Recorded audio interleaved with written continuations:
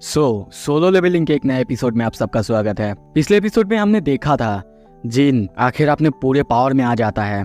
मतलब अब वो फाइनली फुल फ्लेज एक शैडो मोनार्क बन चुका है। वो तीनों के तीनों मोनार्क यानी monarch of Frost, monarch of beast and monarch of insect सबको हरा देता है। उन सबको हराने के बाद अपने पापा से मिलता है। अब आगे वीडियो में आगे बढ़ने से पहले top 5 comments. Thank you so much Bihan programming, Pankaj Giri, Omkar Nakor, Vipul Boiragi and Farhan Safi. Thank you so much आप सबको कमेंट्स करने के लिए। मैं सबका कमेंट्स पढ़ता हूँ, तो ऐसे ही आप लोग कमेंट्स करते रहिए।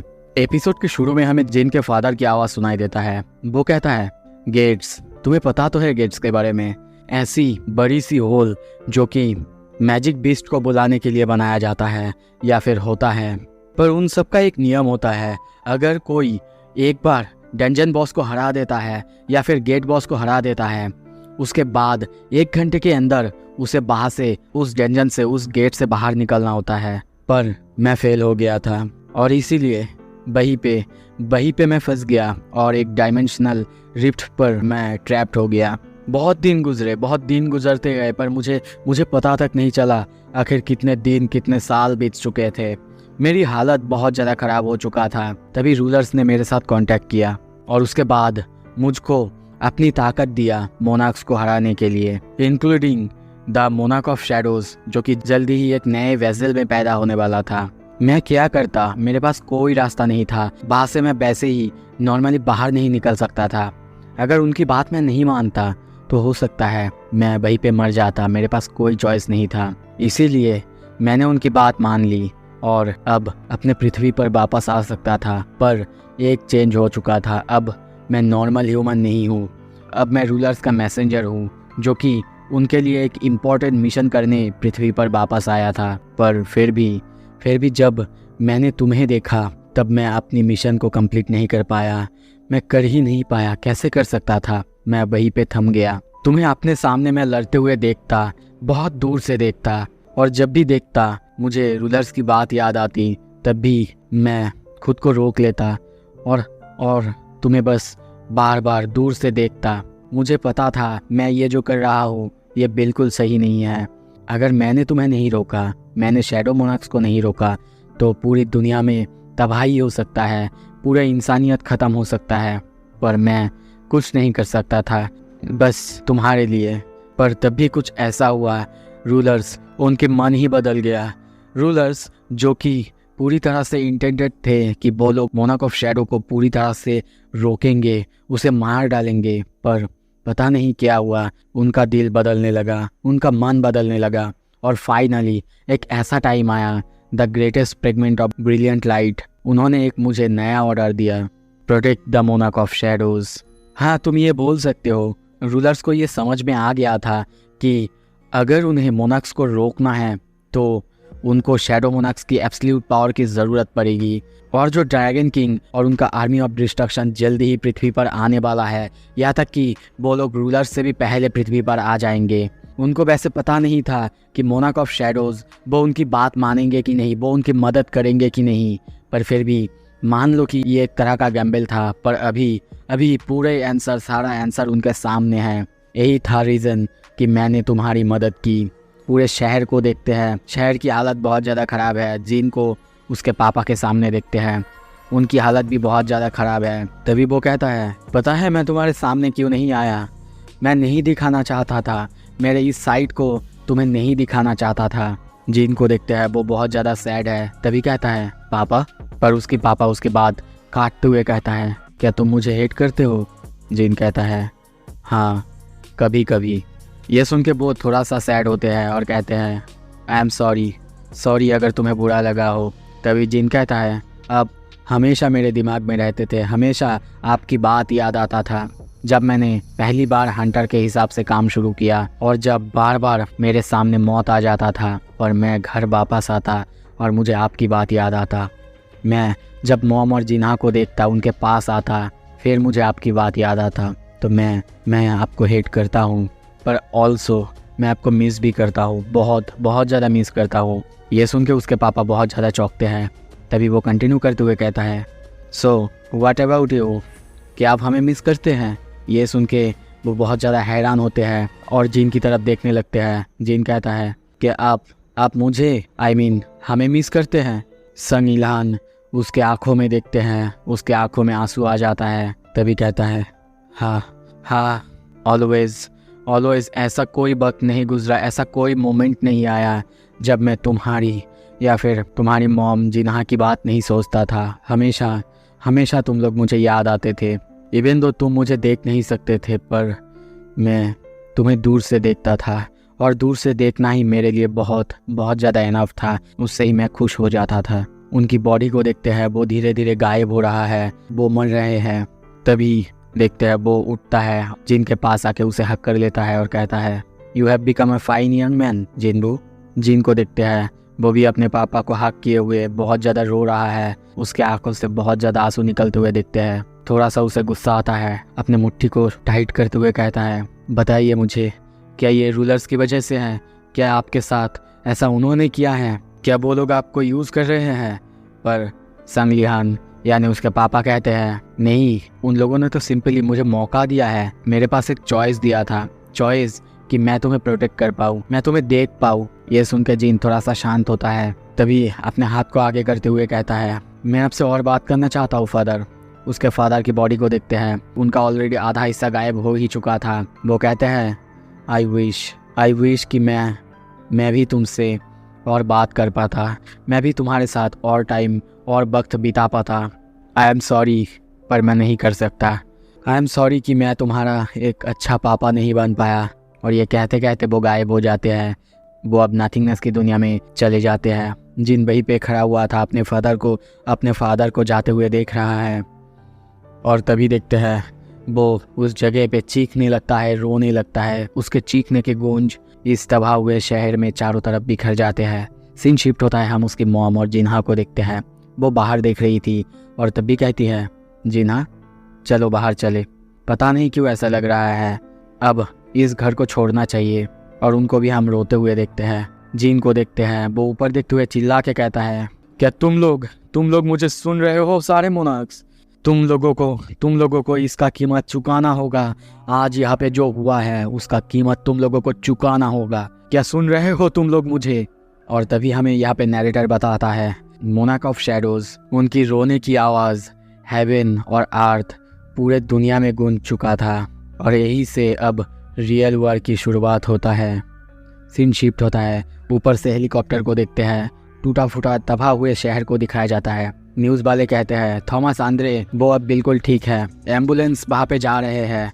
वहाँ पे सारे इंजर्ड हुए लोगों को हॉस्पिटल में ले जाने की कोशिश करा जा रहा है। जिस बीस्ट की वजह से 100 या फिर उससे ज़्यादा सिविलियंस मारे गए हैं, उसका अब कोई नामो निशान ही नहीं है। वहाँ पे सिर्फ उसकी धूल बचा हुआ है। तभी हमें जिन के घर पे दिखाया जाता है। जिन अब घर आ चुका है और तभी देखते हैं उसके मॉम और जिन्हा दोनों उसे हक कर लेते हैं और रोने लगते हैं। दूसरी तरफ हम मिस्टर बिएक और सोलजोंग को देखते हैं। वो दोनों भी इसी वार को लेके बातें कर रहे हैं, एक दूसरे की हालचाल पूछ रहे हैं।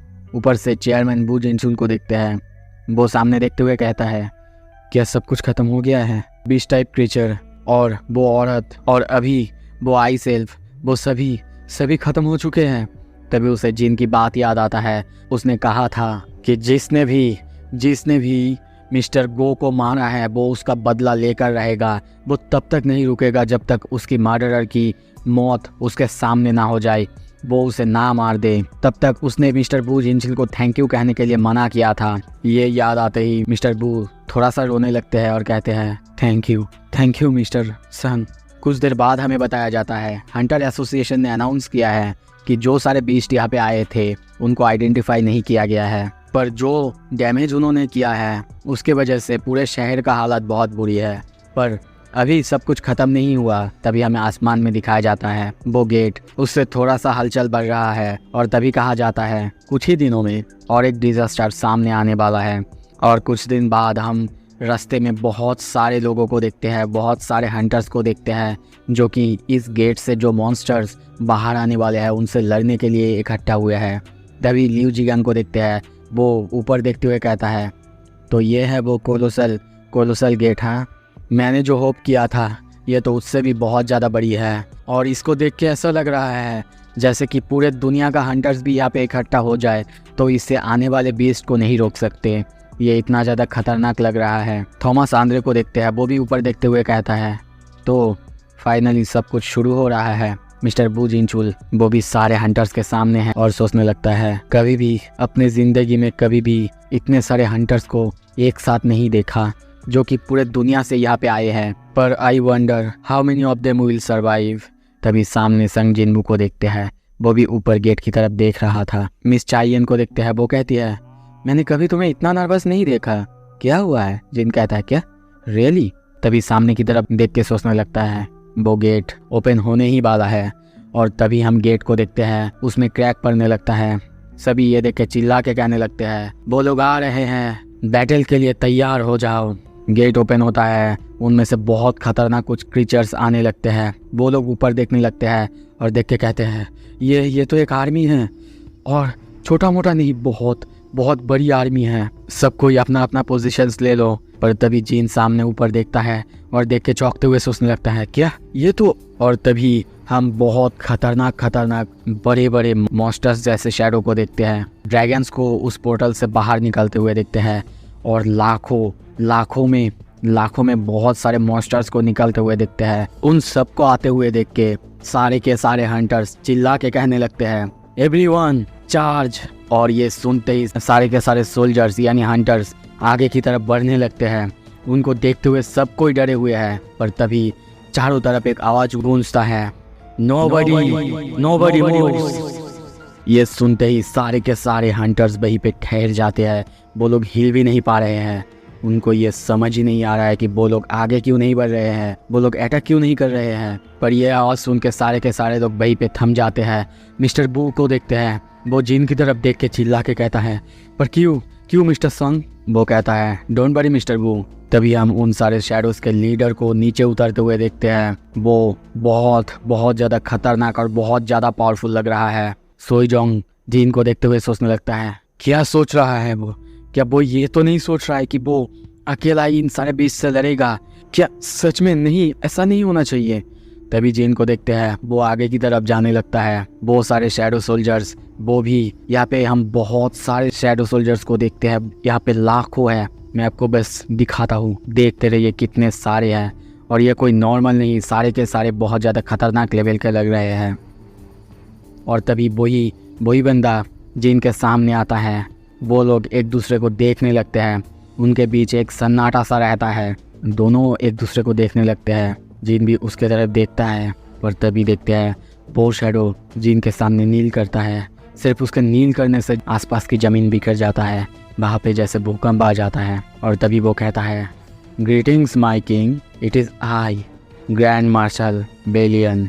आपको यहाँ पे थोड़ा सा इन्फॉर्मेशन दे दूँ। बेलियन मतलब जो ग्रैंड मार्शल है, ये जिन के शैडोज़ में से सबसे ज़्यादा ताकतवर और उसके पूरे आर्मी, चाहे उसके पास हज़ारों लाखों कितने भी शैडोज़ हो, उन सब का कमांडर, उन सबको कमांड ही करता है। मतलब ये अगर जिन के बाद कोई ताकतवर है तो वो यही है। जिन उसे देखता रहता है, वो उसके सामने झुका हुआ है। और सिर्फ वो ही नहीं, वहाँ पे जितने सारे शैडोज़ थे, जितने खतरनाक ड्रैगन्स, जितने शैडोज़, सभी के सभी जिन के सामने झुक जाते हैं। अब बस इन सारे पैनल्स को देखो, इनमें कितना ज़्यादा शैडोज़ है, कितने ताकतवर सोल्जर्स है। सब जिन के सामने झुकते हैं। बेलियन कहता है मैं बेलियन आपको प्रेजेंट करता हूँ द आर्मी ऑफ शैडोज़। ये शैडो आर्मी इतना ज़्यादा खतरनाक है। वहाँ पे हम 3 बड़े खतरनाक ड्रैगन्स को देखते हैं। वो जिनचुल और उसके साथ सारे के सारे लोग सामने देखते हुए सोचने लगते हैं what the hell is happening. ये लोग इसके सामने झुक रहे हैं, आखिर क्या चल रहा है? थॉमस आंद्रे लियोनार्ड से पूछता है क्या मैं जो देख रहा हूँ तुम भी वही देख रहे हो? दोनों चौंके हुए हैं। लियोनार्ड कहता है लगता तो है। थॉमस सामने देखते हुए सोचता है उनमें से सिर्फ एक सिंगल बीस्ट जो है वही पूरे ह्यूमन रेस को, पूरे प्लेनेट को तबाह कर सकता है। और उसके पास तो 3 ड्रैगन्स है और हम क्लोजली तीनों ड्रैगन्स को देखते हैं। सही में ये इतना ज़्यादा खतरनाक है, इनमें से अगर एक को भी छोड़ दिया जाए पूरे ह्यूमनिटी तबाह हो सकता है। जिन सामने देखते हुए सोच रहा है तो ये है द रियल शैडो आर्मी। ये वही आर्मी है जो कि फॉर्मर शैडो मोनार्क एशबॉर्न ने मुझे दिया है। वो अपने पास जैसे कि बेरू और अपने पास रखा हुआ सारा शैडोज है, शैडो आर्मीज है, उनके बारे में सोचता है, जैसे कि बेरू, इग्रिस और बाकी सब के बारे में सोचने लगता है। और तभी बहुत ही सीरियस होकर कहता है the real war starts now. Scene shift होता है कुछ दिन बाद। कोरियन हंटर एसोसिएशन में हम एक इमरजेंसी मीटिंग को देखते हैं। सभी के मुंह में बस एक ही बात, सब जिन के बारे में बात कर रहे हैं। तभी कहा जाता है द फॉरेन प्रेस, वो लोग डिमांड कर रहे हैं जो रिसेंटली हुआ है उसके बारे में उनको एक स्टेटमेंट चाहिए। The federal bureau of hunters, वो लोग चाहते हैं मिस्टर सॉन्ग, वो कहा है हम लोगों को रिवील करने के लिए कहा गया है। सिटी हॉल से बार बार पूछा जा रहा है, वो लोग पूछ रहे हैं जिन सारे सिटीजन्स को इवैक्यूएट किया गया था क्या उनको वापस शहर में भेजा जाए। Also host of the Jimmy show, वो चाहता है मिस्टर संग का इंटरव्यू लेना। तभी और एक बंदा कहता है मुझे नहीं पता ये जिमी, ये बंदा कौन है, पर उसे बताओ अगर उसे सच में संग जिनबू का इंटरव्यू लेना है तो वो पहले उसे ढूंढ ले। मिस्टर बू जिनचुल को देखते हैं, वो ये सब न्यूज़ देख रहा था। तभी एक आदमी सामने से कहता है संग जिनबू के बीस्ट, उन लोगों को अभी आना था। ये सुनकर मिस्टर बू कहता है क्या आप ये कह रहे हैं वो जो कोलोसल गेट था उसमें से और किसी बीस्ट को आना चाहिए था। उसकी ऐसी बातें सुन के वो घबरा जाते हैं और कहते हैं नहीं एक्चुअली मैं। मिस्टर बू तभी सोचने लगता है लाखों बीस्ट उस बड़ी सी गेट से यहाँ पे आए थे और मिस्टर संग ने उन सारे बीस्ट को अपने अंदर एब्जॉर्ब कर लिया। ऐसा कौन सोच सकता था। तभी कहता है हाँ मैं जानता हूँ आप लोगों की प्रॉब्लम्स क्या है, पर इसका सलूशन कुछ नहीं है। आप लोग मिस्टर संग को जानते हैं, वो तो हमेशा ही ऐसे ही कभी कभी डिसअपियर हो जाता है और ये कोई बड़ी प्रॉब्लम नहीं है। और हम लोग उसके लिए प्रॉब्लम क्यों क्रिएट कर रहे हैं, हम लोगों को तो उसके साथ होना चाहिए है ना। और हंटर एसोसिएशन ये तो इसके लिए होता है कि हम लोग हंटर्स की प्रॉब्लम्स को समझे, उनकी स्ट्रगल्स को समझे, है ना। उसकी ये बात सुन के सारे लोग हामी भरते हैं। वो भी हाँ कहता है और सोचने लगता है आई वंडर मिस्टर संग वो कहाँ पे है अभी। तभी दूर एक अननोन जगह पे हम जीन को देखते हैं। वो अपने ही एक जाइंट के ऊपर खड़ा हुआ है और नीचे की तरफ देख रहा है। और उसके नीचे हम जो देखते हैं बहुत सारे हजारों लाखों शैडो सोल्जर्स एक दूसरे से भिड़ रहे हैं। उसने ऑर्डर दिया है सबको लड़ने के लिए, उनको टेस्ट करने के लिए। तभी बेलियन कहता है अपने ही शैडो सोल्जर्स को एक दूसरे से लड़वाना, ऐसा तो मैंने कभी सोचा ही नहीं था। जीन कहता है हाँ ऐसा नहीं कि वो लोग मरने वाले हैं। तभी वहाँ पे बेरू आता है और कहता है माय किंग, मैं आपसे एक चीज करने की परमिशन चाहता हूँ। मैं ग्रैंड मार्शल से डुअल करना चाहता हूँ, उसका ग्रैंड मार्शल पोजीशन को चैलेंज करना चाहता हूँ माय किंग। ये सुन के जिन कहता है क्या। बेलियन भी उसकी तरफ बहुत ही सीरियस होकर देखने लगता है। और तभी कुछ देर बाद हम बेरू और बेलियन दोनों को आमने सामने देखते हैं। बेरू कहता है एज ए कमांडर मैं तुम्हें डुएल में चैलेंज करता हूँ ग्रैंड मार्शल बेलियन। जिन उनकी तरफ देख रहा था और हंसते हुए कहता है बैटल बिटवीन कमांडर्स, बहुत अच्छी बात है। हम बेरू और बिलियन को आमने सामने देखते हैं। तभी बेरू रोअर करता है, चीखता है, उसकी आवाज़ चारों तरफ गूंजने लगता है। दूसरी तरफ बेलियन को देखते हैं, वो भी अपना खतरनाक लंबा सा एक स्वॉर्ड बाहर निकालता है जो कि बहुत बड़ा बहुत खतरनाक था। जिन भी सोचने लगता है कि अब वो इग्रिस की तरह इस स्वॉर्ड को यूज़ करेगा। नहीं, ऐसा तो नहीं होना चाहिए। इग्रिस और इसकी बिल्ड बहुत ज़्यादा अलग है, वैसे ही इसकी तलवार बहुत ज़्यादा बड़ी है और ये भी इग्रिस से बहुत ज़्यादा बड़ी है। इसकी तरफ देख के तो ऐसा लगता है कि इसका स्पीड से ज़्यादा इसके पास ताकत होगा। और तभी उन दोनों का फाइट चालू होता है। बेरू उसकी तरफ दौड़ने लगता है। जिन सब कुछ देख के सोचने लगता है तो शायद हो सकता है यहाँ पे बेरू जीत जाए। पर तभी बेलियन की तलवार को देखते हैं, उसमें क्लैक साउंड आता है और वो तलवार धीरे धीरे अलग होने लगता है। और तभी बेलियन की तलवार पूरी तरह से बहुत लंबी सी एक चेन की तरह ट्रांसफॉर्म हो जाता है। ये देख के जीन बहुत ज़्यादा हैरान हो जाता है। और तभी बेलियन अपने उसी चेन जैसे तलवार से बेरू पर हमला करता है। बेरू कुछ भी समझ नहीं पाता कि उसके सामने अभी क्या हो रहा है। बेरू उसके ऊपर कुछ भी पार नहीं कर पा रहा था, यहाँ तक कि बेरू उसको छूने के लिए आगे भी नहीं बढ़ पा रहा था। पर तभी उसका कुछ समझने से पहले ही बेलियन की तलवार उसे जाके जकड़ लेता है और उसे वहीं पे पकड़ लेता है। ये देख के जीन पूरी तरह से चौंकता है और सोचता है अरे ऑलरेडी फाइट ओवर हो चुका है। उसने तो बेरू की एजिलिटी को इंस्टेंटली यूजलेस कर दिया। उसका रिफ्लेक्सेस वो भी बहुत बहुत ज़्यादा बेटर है, यहाँ तक कि जितना मैंने एक्सपेक्ट किया था उससे भी बहुत ज़्यादा बेटर है। और उसके अलावा भी उसका एक सिंगल ब्लो पूरे अर्थ को भी क्रम्बल कर सकता है। नो वंडर कि वो एक ग्रैंड मार्शल है। पर तभी बेरू की तरफ देखता है और सोचता है इवन सो उसको अपना गार्ड डाउन नहीं करना चाहिए। और तभी बेरू को देखते हैं। चांस मिलते ही बेरू उसके ऊपर हमला कर देता है। ये देख के बेलियन पूरी तरह से चौंक जाता है। सीन शिफ्ट होता है बेजिंग इंटरनेशनल एयरपोर्ट में। देखते हैं वहाँ पे लिू जिगंग अब वापस आ चुका है। उसे देख के सभी इंटरव्यू लेने के लिए आए हैं। तभी पूछते हैं, ओ लिू जिगंग आ चुके हैं, देखो वो कोरिया से वापस आ चुके हैं। और तभी उससे पूछते हैं, सर बहुत सारे लोग हैं जो कि आपको शाबाशी दे रहे हैं, आपके इस करेज को बहुत अच्छा बोल रहे हैं, इस डिसीजन को बहुत अच्छा बोल रहे हैं कि आप साउथ कोरिया के सपोर्ट में गए। पर कोई लोग हैं जो कि आपके इस डिसीजन को क्वेश्चन कर रहे हैं कि साउथ कोरिया पे जाने की क्या ज़रूरत थी, उनकी मदद करने की क्या ज़रूरत थी। क्या आप इसके रिस्पॉन्स में कुछ बोलना चाहेंगे मिस्टर लिू? वो कहता है, कौन सा मोरन ऐसा बात है, ऐसी स्टूपिड बातें कर सकता है। ये सुन के वो रिपोर्टर कहता है, आई एम सॉरी, समझ नहीं आया सर। वो पीछे देखते हुए गुस्से में कहता है, आई गेस जिन्होंने ये कहा है वो लोग इडियट्स है, शायद उन्होंने कभी मैप नहीं देखे हैं। अगर वो लोग देखते तो उनको पता चलता कोरिया के ऊपर ही हमारा कंट्री है। अगर किसी को इससे प्रॉब्लम है तो उन्हें ये बता देना, मैंने ये कहा है, मैं लिू जिगंग। मेरे पास इतना कॉन्फिडेंस नहीं है कि जिस चीज़ को संग जिनवू हरा ना पाए उसको मैं कभी हरा पाऊँगा। मेरे पास इतना कॉन्फिडेंस कभी नहीं आएगा, इसीलिए मैं उसकी मदद करने के लिए वहाँ पे गया। अगर किसी को इससे प्रॉब्लम है तो उनसे कहना कि वो खुद उन बीच से जाके।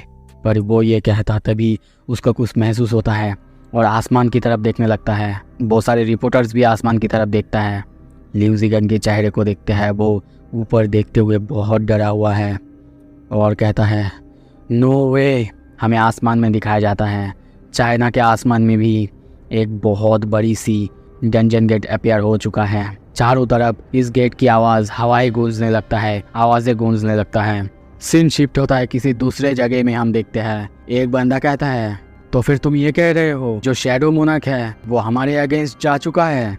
और उसके सामने हम एक मोनार्क को देखते हैं और वो ये सुन के हंसता है और कहता है, वेरी वेल, तो फिर मैं अकेला उससे डील करूँगा और तुम लोग जाओ, इससे दूर रहो, हम और किसी को नहीं खो सकते। और वो जब ये कहता है तभी वहाँ पे एक बहुत बड़ी सी ड्रैगन का पैर दिखते हैं जो कि वहाँ पे आता है और एक के बाद एक बहुत सारे बड़े खतरनाक ड्रैगन्स को देखते हैं। तभी वो कहता है, मेरे सैनिकों, युद्ध के लिए तैयार हो जाओ। और वहीं पे हम उसे नीचे बैठे हुए देखते हैं। इसी के साथ ये एपिसोड यहाँ पे ख़त्म होता है। अगला एपिसोड जल्दी ही आने वाला है। थैंक यू सो मच देखने के लिए।